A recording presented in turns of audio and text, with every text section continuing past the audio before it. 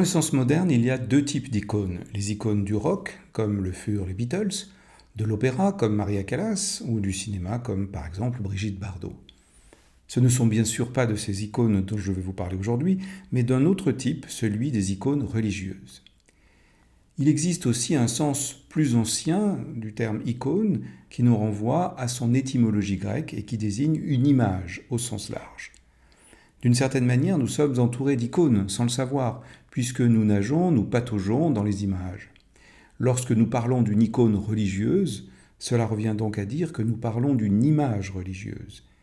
Et puisque pour les chrétiens orthodoxes qui vouent un culte véritable aux icônes, celle-ci renvoie directement à Jésus, à Dieu ou à Marie, on peut dire qu'une icône religieuse est l'image religieuse avec un grand I, parce qu'elle est une représentation du divin lui-même.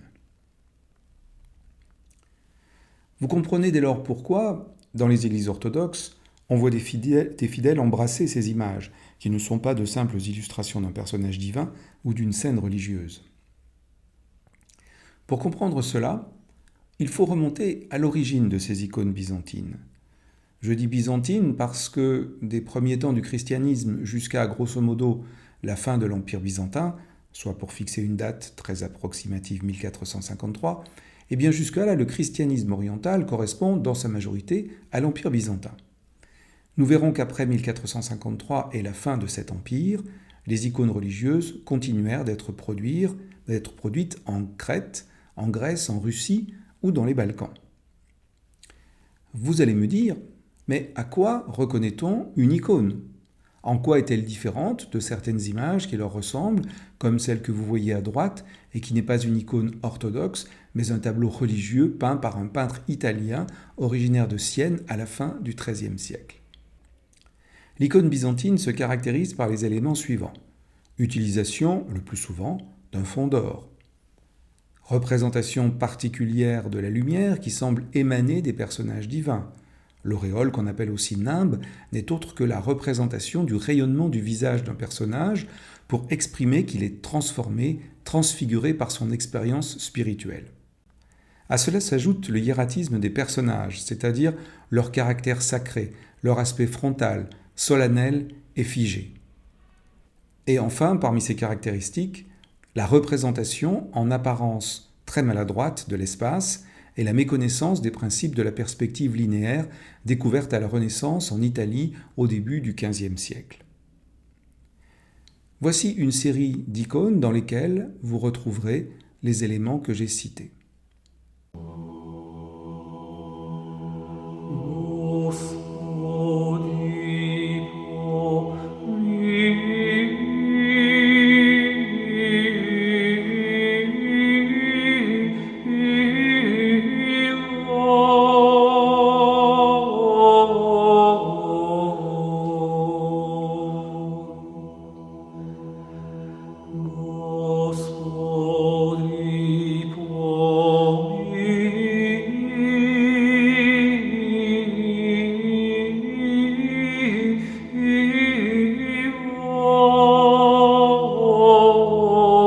Mais revenons à l'origine des icônes byzantines.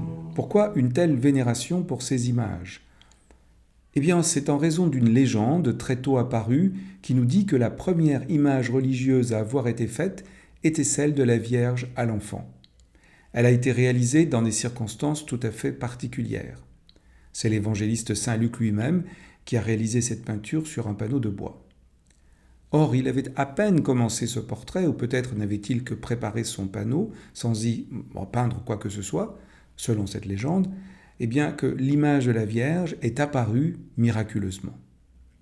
Ce type d'icône miraculeuse n'est pas le seul, mais c'est le premier et le plus fameux. On appelle ces icônes des icônes akeiropoiètes, c'est-à-dire non faites de la main, sous-entendu de la main de l'homme. Dans l'image que vous voyez, l'aspect miraculeux est représenté par l'ange qui se tient derrière Saint Luc et qui dirige littéralement sa main. Il s'agit donc de ce que j'appelais une image avec un grand I, l'image même du divin. Et comme c'est le divin lui-même qui s'était inscrit dans cette image, eh bien les fidèles ont décidé de la recopier pieusement de génération en génération. C'est cette répétition qui a détourné l'Europe occidentale de l'icône byzantine de la Renaissance au début du XXe siècle. On jugeait en effet que ces images étaient figées, répétitives, maladroites. Cette répétition n'est qu'apparente, car au fil des siècles et d'un peintre à l'autre, on découvre des changements de style, des innovations dans l'ajout par exemple de certains éléments. Vous comprenez donc que l'image religieuse dans le monde orthodoxe, que l'icône byzantine, occupe une place tout à fait particulière qui est différente de celle qu'elle occupe dans le christianisme occidental, catholique en particulier.